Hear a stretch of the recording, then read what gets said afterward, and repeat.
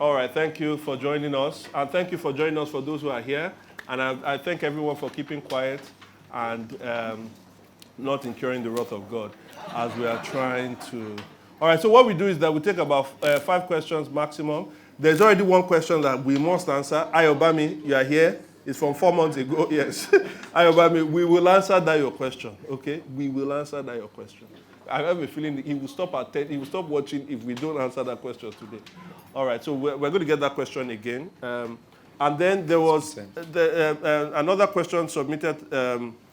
No, we can't take all the questions here.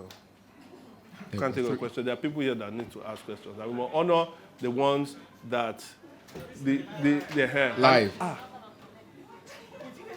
Okay. Hanatu, Sarah has never asked a question. So Moskini, Lola. No, Lola may be the one who forgot. Toby. Yeah, all right. Sarah first, Hanatu second. I will decide between Toby, Lola, and Toby. All right, Sarah first. Because there's, I think, is it Tanya that has a question here? Okay, so I think, like, especially in the deeper levels of communication that you were talking about, Yep. it's easy to take a natural posture of always speaking. So how do you encourage us in those deeper levels of friendship to also practice active listening as well? Good one. Good one. You can't beat that question. No. All right, Anatu. So throughout my Christian journey, I've always struggled with balancing the God of the Old Testament and the God of the New Testament. And I think like lately it's just been too in my face. So for example, I've been reading Joshua, and you know how people preach about Joshua as being like a story of courage, but I don't like the book. It just gives me like Boko Haram vibes, basically. These people just come and destroy everywhere, children, towns, everything. And not only do they do that, they get the support from their God, who even one time, I think it was written in chapter 10 that said Joshua wanted to, so in the south, I think, they wanted to like finish killing the whole town. So he prayed in front of all the people and said, God, let the sun still shine in this town and let the moon in the other town. And it was so, and like it was written in such a prideful way, like that was the day God did it for them. So for me, it just like, why am I feel a bit hypocritical, saying Boko Haram is bad and whatever they stand for, their religion, when my own God supported that and even helped people do exactly similar to what Boko Haram is doing. So yeah, just balancing that, and then I'm reading Matthew and Romans. I'm just thinking, really? So yeah. Is this God schizophrenic? Exactly. All right, okay. So Lola, Toby, and Toby. So first of all, who is willing to give up their? You ask next week, so you are willing to. All right, and then of the two of you, who is willing to leave? Okay, so give the mic to Lola.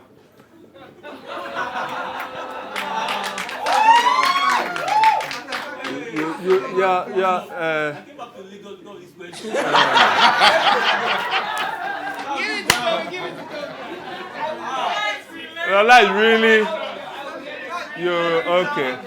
All right, okay. Toby, he came back to Lagos because of this question. Let's give him. All right, Toby. So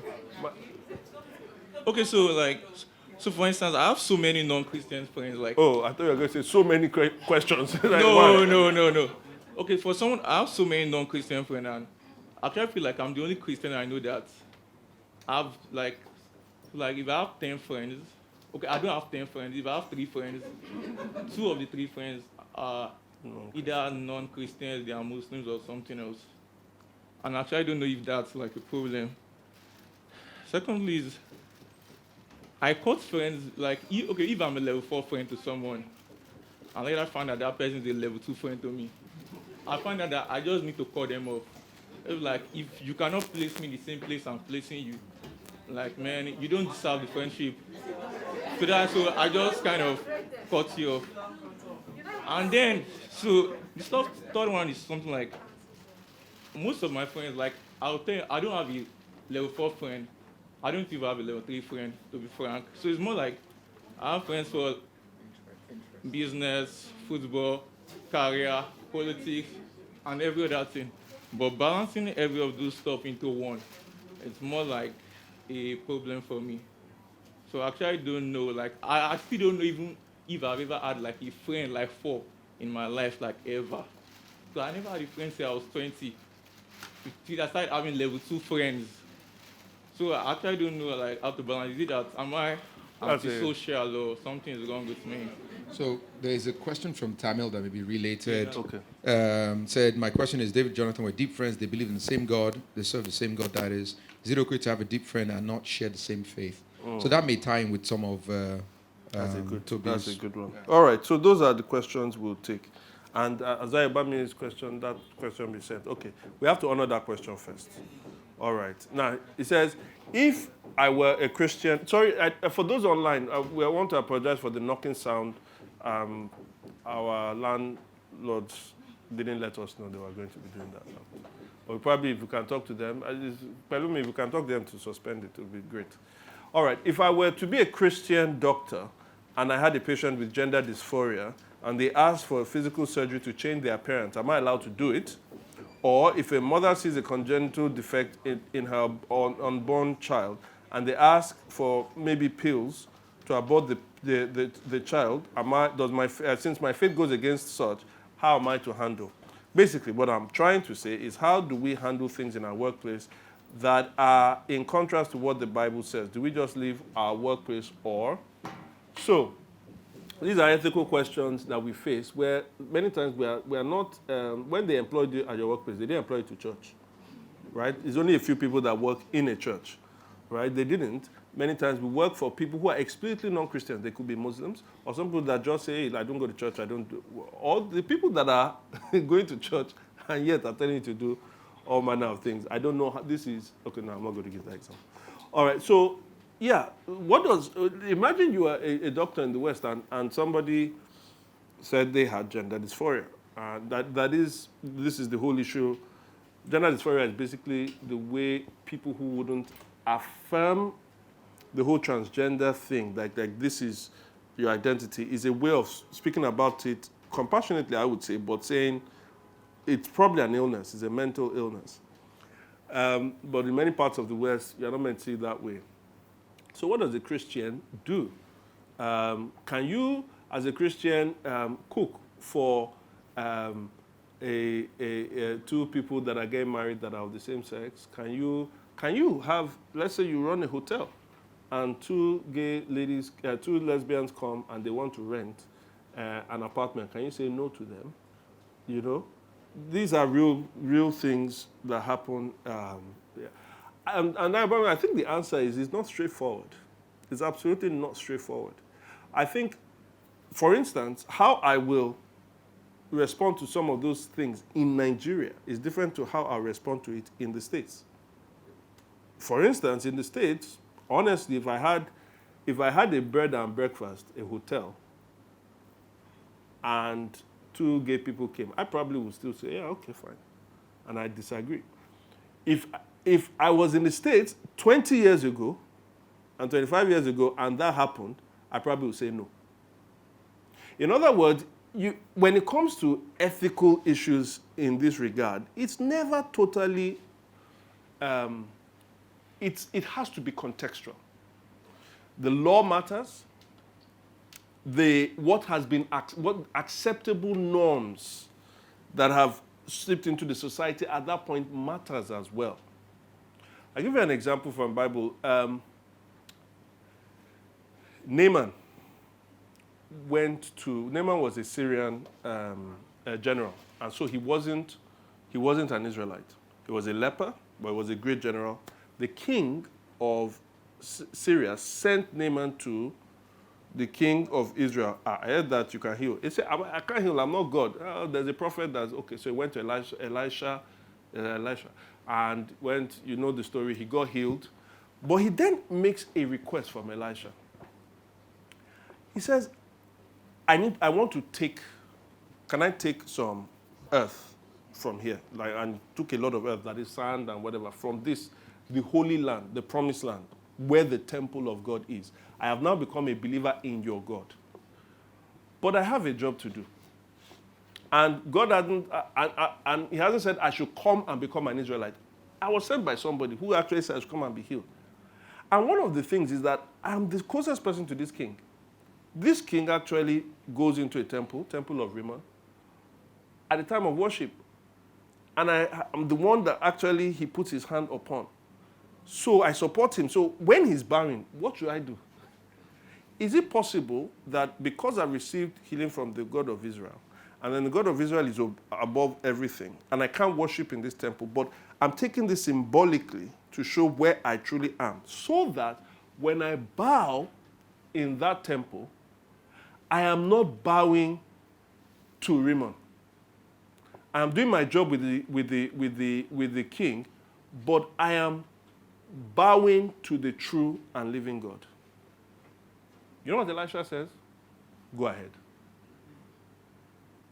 Imagine if somebody in Israel came and said, I want to build a temple. The temple has been built on a high place. And I have this job, there's something, and it makes me go in that place. And can I be? Elijah will say, go and die after. Why did he agree for Naaman and he won't agree for somebody in Israel? The contexts are different. The contexts are different. In Syria, they worship multiple gods, and the God was not Yahweh, the God of whatever. It was going to be difficult to totally transform. And so God is like, well, there's a time that's going to happen where there will be light of the Gentile, the light to the Gentiles will come out. That time hasn't come, but the believers of the true God in other places, yes, I will make certain accommodations. And so here, where that is not an acceptable norm, neither is it reflected in the laws, it will be different. I have the cultural power to be able to say, to do differently. In some places, they don't have the cultural power. Now, somebody will say, hey, that's part of persecution. Careful with that. Very careful with that, because first of all, everybody is now persecuted. No, go to northern parts of Nigeria and that's real persecution. Sometimes, marginalization, yes, that is really true. But again, that should happen where it's something that is, I would say, absolutely abominable. How do I know what's abominable? Well, if it's been abominable for all times, it is. And if it's abominable contextually. Most of us now, today, it's not that we don't have a problem with people getting pregnant out of wedlock. Do you, as a Christian, is that right? No. Right? Now, when you hear that a Christian lady, got pregnant out of wedlock, how do you feel? Huh? In fact, the fact that I'm saying wedlock even says I'm of a certain, that she's not married. How do we feel?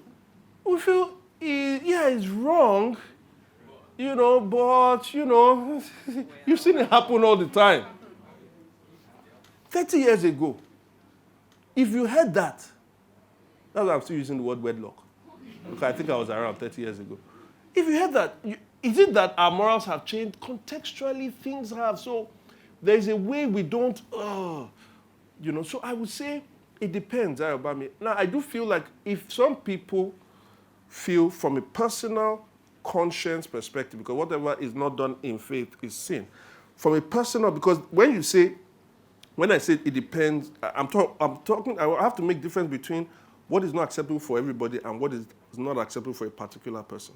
So if somebody is in the West that feels personally they can't do that they just feel personally on their conscience, it will be so much of a stain on their conscience, I would say no problem with that, as long as they're willing to face the consequences, and as Christians, we should be willing to, and B, as long as they don't start looking down on others who choose a different direction as Christians.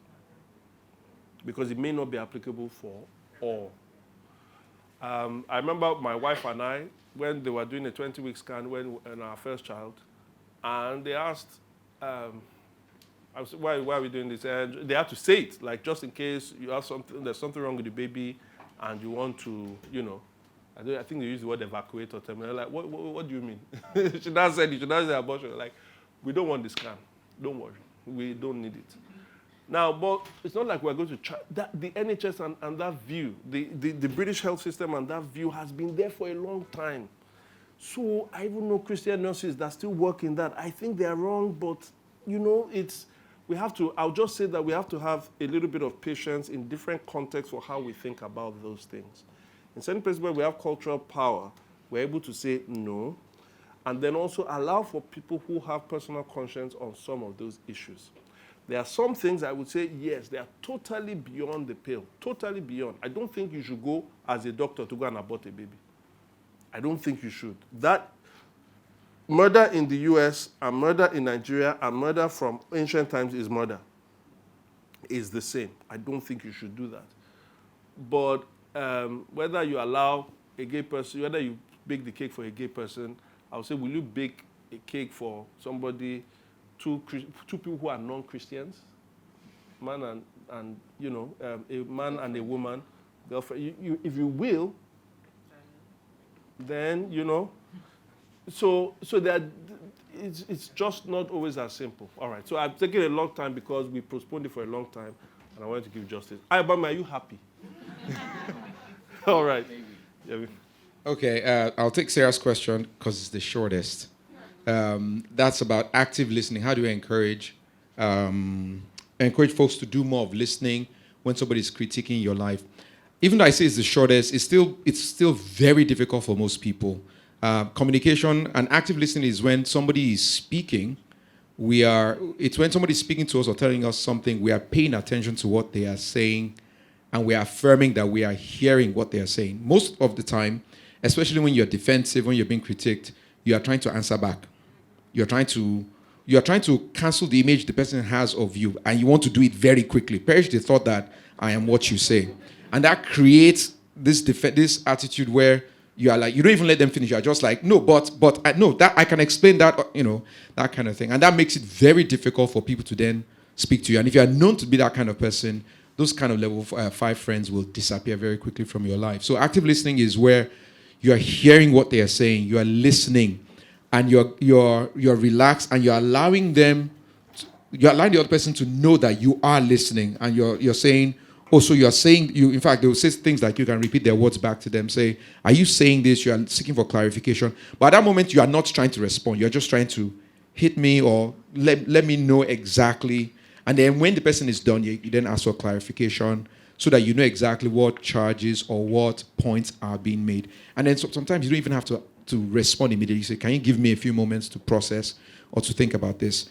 It's an opportunity. The Bible talks about how the Word of God is a mirror to our lives. It's in that Word of God. When we read scriptures, for example, we see ourselves. Sometimes the picture we see of ourselves is shocking, is not nice. And we do sometimes take time to process that and to pray about it. And so it's not every time when somebody brings something to you that you feel the need to respond at that point in time.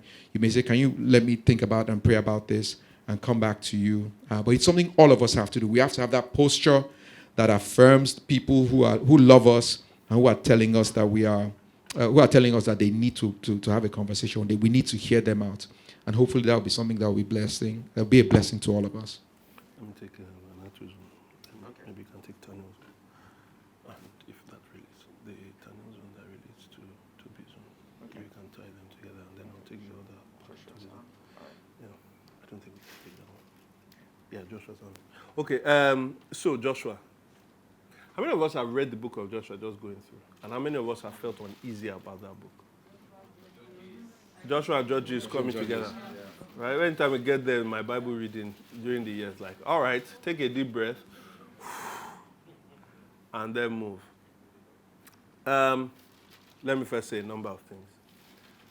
This is not an easy question, so I do want to break this down.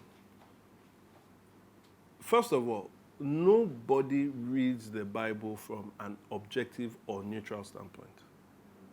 It's impossible.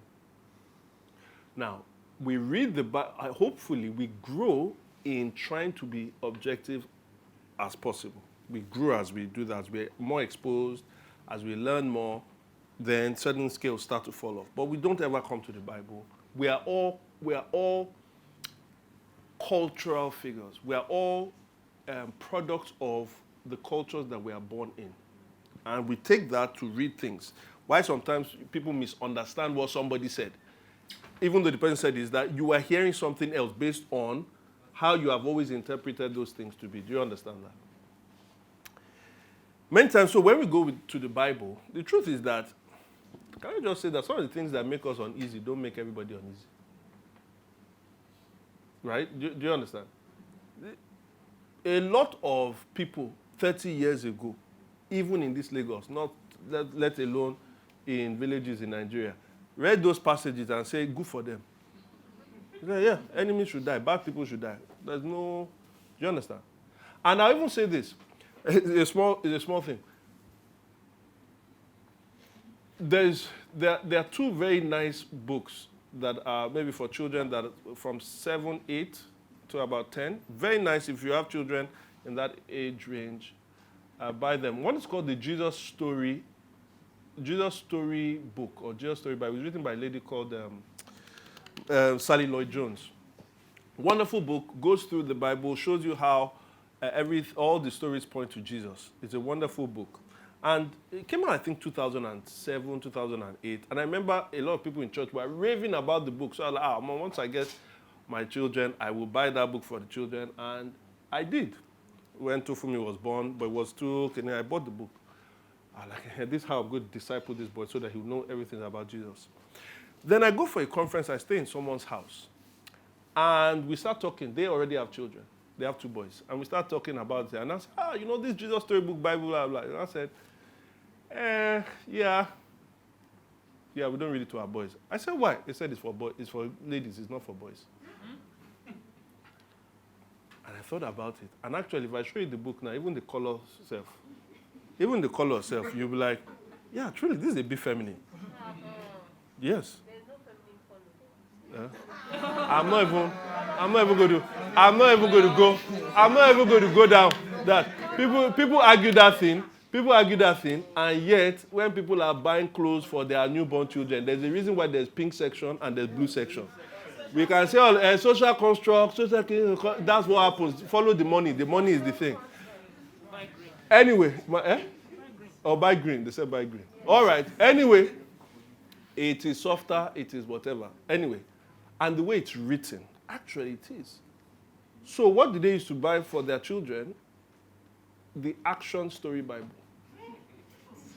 If I show you the Action Story Bible, you will know. Like opening. And a lot of, now in Jesus Story Book Bible, a lot of those action scenes, those killing scenes, they are not, some of them, a lot of them don't even make it there. In the Action Story Bible, you see blood, you see whatever. My son has never once asked me the question, why did they kill all of these people? Never once asked me. I'm serious.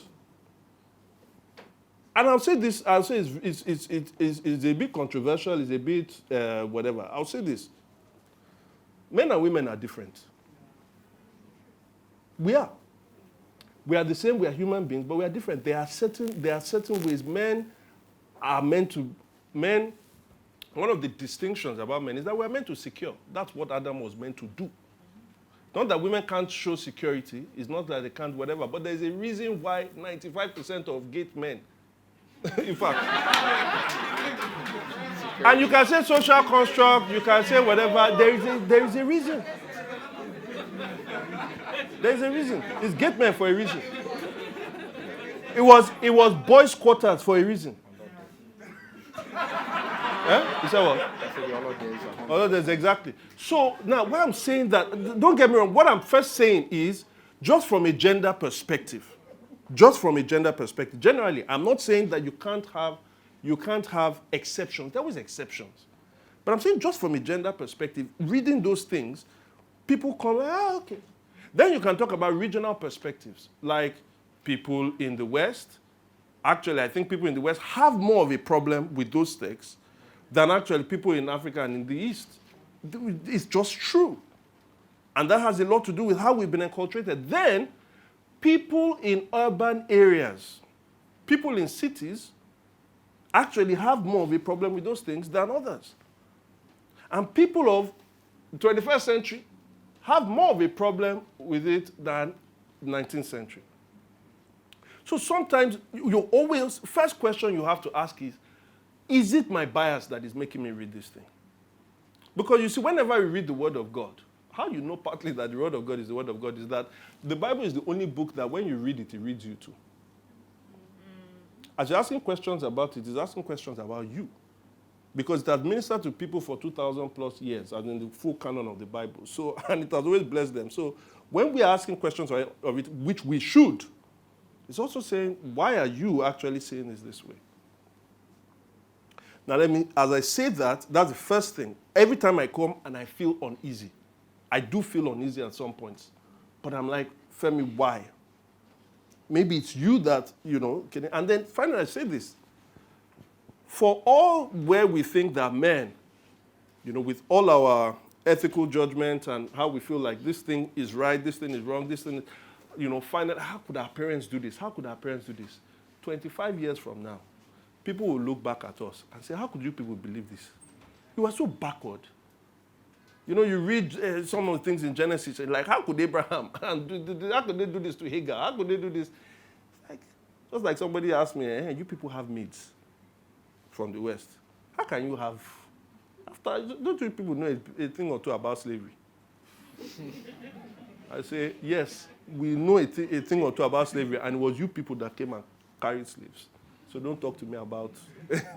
So I'm just saying that is the first thing. Second thing is this. When we read those things, and you said, oh, God of Old and New Testament, to it I want to say, the New Testament, that Jesus. Have you read the book of Revelation before?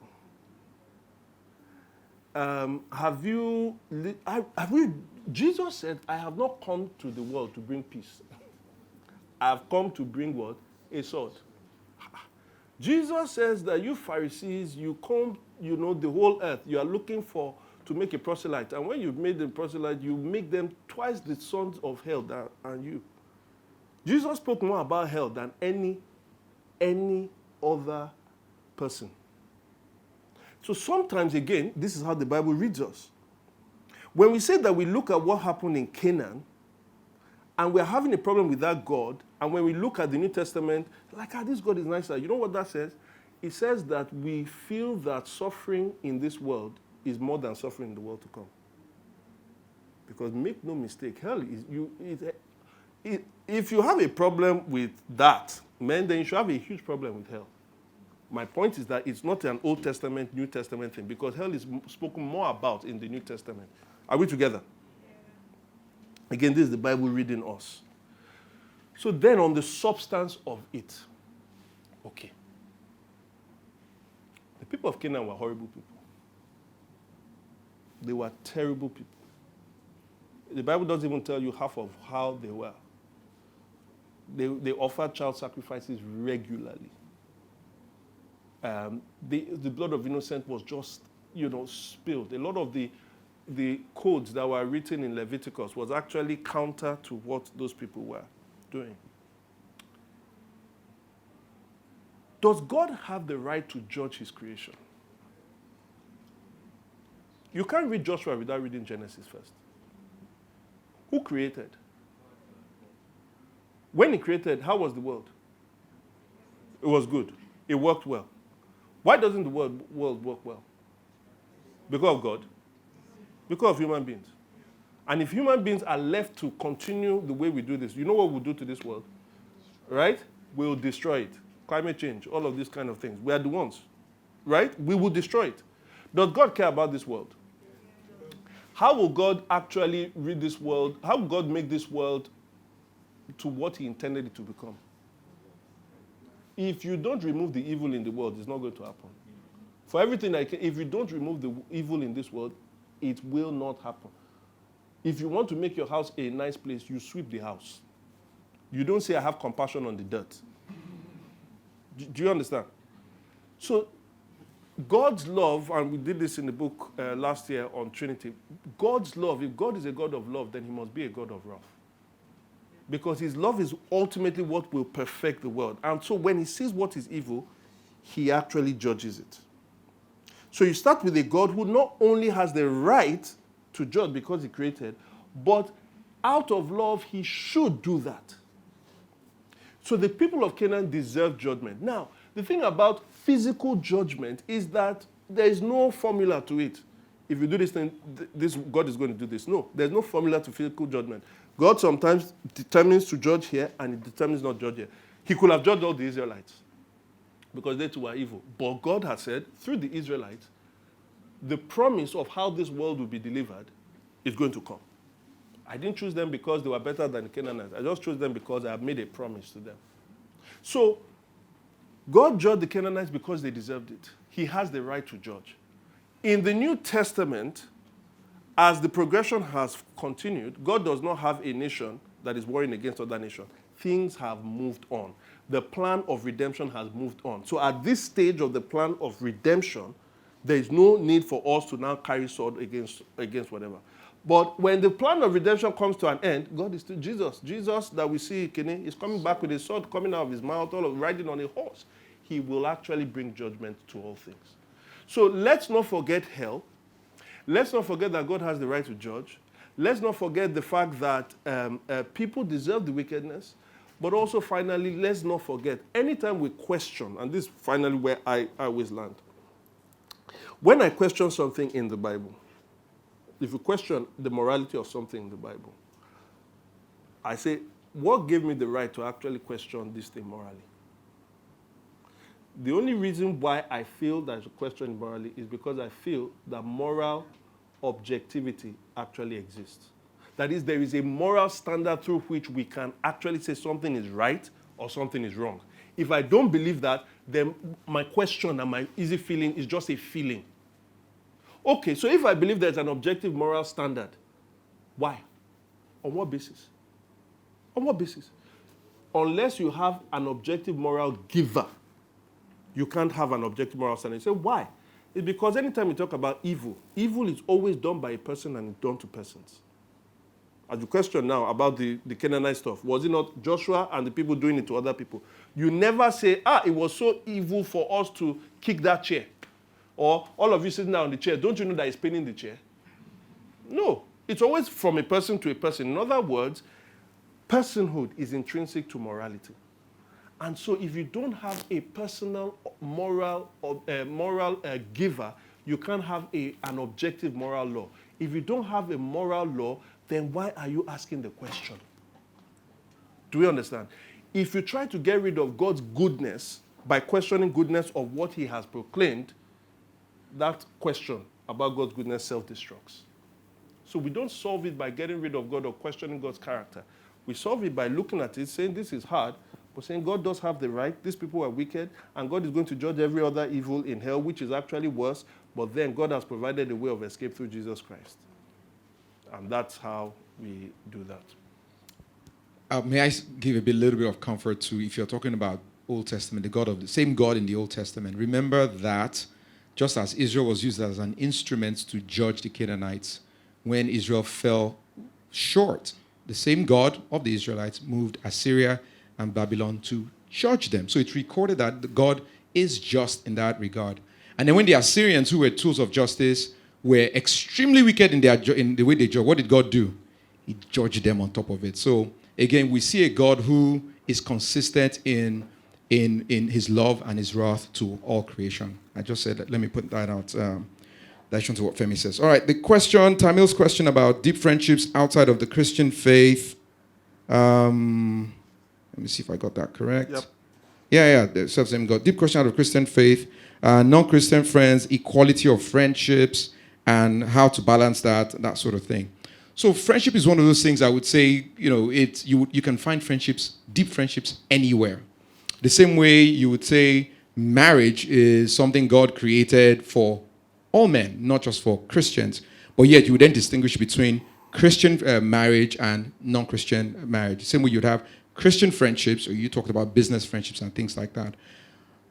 So if friendship is something that is given to all, that you can find in different facets of life, you can have really, really deep friendships, except that you would have to recognize the context and the limits of such friendships. So if you had a family member who was not a Christian, and you were not, maybe your parents are getting old, you're not caring for them very well, and you have people who are open to talking to you, you can have some levels between that in level 3 to 5. Somebody can call you and say, I think you're not doing well by your parents. You can do better than that. And they will give you a context. Maybe you're still working, you don't have a lot of money, and the person can give you good sound advice on how to go about assisting your parents. So your openness, that friendship with that family member who is not a Christian, allows you to flourish in an aspect of it. Like gives you correction, gives you accountability, gives you maybe even support, despite the fact that they are not Christians. But yet, I would say that, so you can find deep friendships to the extent that you allow yourself, you open yourself to those things. But I would say that we have to be more intentional about developing Christian friendships, because then you are looking at people whom you should have. The place where you have similar interests is in the gospel. It's in spiritual growth. It's in pleasing Christ. It's in making sure that you please the Lord. And so, because you potentially have the same value system, or you should have to have the same value system, you should open yourself up more to a lot of Christian friendships, so that level of accountability regarding the things that are your faith, and your faith is the thing that you use as a standard, as a yard for almost everything in your life. So to hold you, so if you have Christian friends who can hold you account, if you can develop friendships along those lines, I think they will have a wider blessing and a benefit for you, even though you can have in business and things like that. Now, when it comes to the experience of growth in that, many of us are broken, or we start out broken, and the whole Christian life is a journey of being repaired, of being, by Christ and his love and things like that. I remember having someone I thought was my best friend when I was young, and the person would rather go and visit other friends, and I was very, very, very hurt, right? And then after we just said, well, kind of, then later, I think a few years later on, I realized that there was somebody who really thought I was their really, really, really great friend. I mean, I had other interests, and, when my mom would say, that guy is always looking for you. And I felt so crushed. And later I felt so crushed. I'm like, I've been the thing I was feeling to other the bad feeling of being crushed I was having to, somebody else is having to, I'm like, that kind of thing.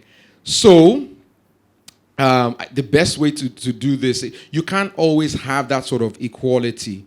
People are at different levels of what they are seeking, and all of us are not as mature as we could be in evaluating, in seeing, and in welcoming.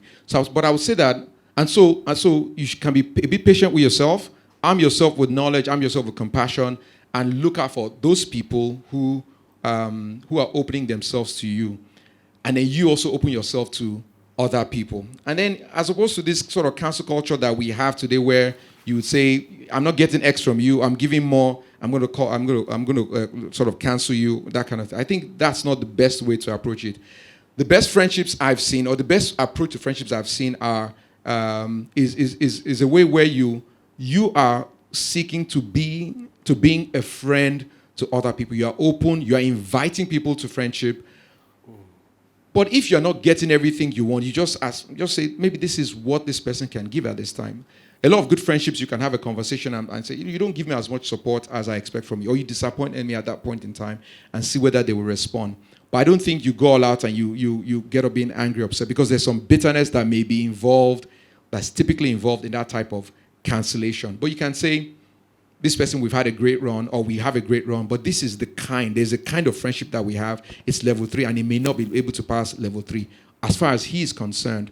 But as far as I am concerned, maybe, perhaps, I will leave myself open to supporting them, encourage them in the faith, sacrificing for them, and I may even try to hold them accountable if they will let me. If they will let me. So, friendships are an arena where it's like love. It's a bit, because the context of learning how to love, it's based on your own virtue, it's based on your knowledge, it's based on your own desire to grow in grace. Offer that love, offer that friendship wherever you can find it, to the limits to which the person allows you to. You don't need to cancel them because they are not, because you're not getting as much as you're giving. Give as much as you can. But if it's frustrating for you, make other friends, bless other people's lives, and when that person, hopefully, my hope is that when you show what real good friendships are to others, even if they are immature or they don't reciprocate, that they sometime in their own future will say, this person loved me and cared for me, and therefore they can snap out of it, become better people, and be better friends to others. But it's the ones that eventually reciprocate that you have a chance with. But it's not like, as Yemi said, you have to show it. You have to demonstrate it to people, and then you start seeing the ones, there's just a way some people respond, and then you guys kick it off. Now, if you have not had that, be patient. But I'll add something to it that you asked, and I don't want it to sound rude, but I think there is a place there, and I'm not saying it to you specifically. Sometimes the problem is with us. Sometimes the problem is with us. And we have to ask ourselves sometimes, say, why is it that I lose all? Why is it that I lose all? Is it that the world is such a wicked place, right, and everybody is against me? Or is it that I am actually just the kind of person that withdraws? Or I'm the kind of person, I've met some people, what happens is that people want to be friends with them. They kind of show up. Then all of a sudden, they go 0 dark 30 for like 1 month. Then all of a sudden, just want to, what I mean by 0 dark 30, they just don't pick calls again. They don't respond to anything. It's almost like, I thought we had a long conversation that day. Then you meet the person, and the person just looks at you, maybe in church or like, you just pass by like, what was that? Then 1 month after, they now want to start chatting with you again as though, hey, something. If you're that kind of person, and you find out that you now don't have many friends, but here's what they do. Those people remove that 1 month. It's almost as though it never happened. So all they have in their memory is the conversation you had that day, another conversation. So if you're that kind of person, yeah, some of you, there's a reason why you don't have friends. So we do have to have that painful talk with ourselves. So I would say, someone like Toby, if you're asking that question, or other people that have that, there may still be some people, they may not be close friends per se, but it may be family members. Can you humbly go and say, it's going to be painful, it's going to be really painful. I want you to talk to me. Is there something wrong with me? Don't just tell me. Do I do things that put people off? If you are willing to really have that change and to move to that level, I think we need to become people like that. That say, one of the things I didn't say in the message is that we as leaders, we have leaders meeting, we have one today. I've said it many times, the first thing we start with is confession of sin. It's confession of sin, like this. And the more we do that, we know this person deals with this issue. So we can, outside, can talk to the person and say, hey, how far? You're not working on this thing. You understand? So can you be humble enough to ask people that are around you that can see and say, is there something wrong? Right, I think that will help. All right, thank you all for your patience. I know some questions were sent in. Somebody sent in a question and said, is it an appropriate question to ask? It's a very appropriate question, but we've actually spent our time. And so other questions too, we'll try to take them as the weeks go by. Thank you very, very much, everyone. God bless you.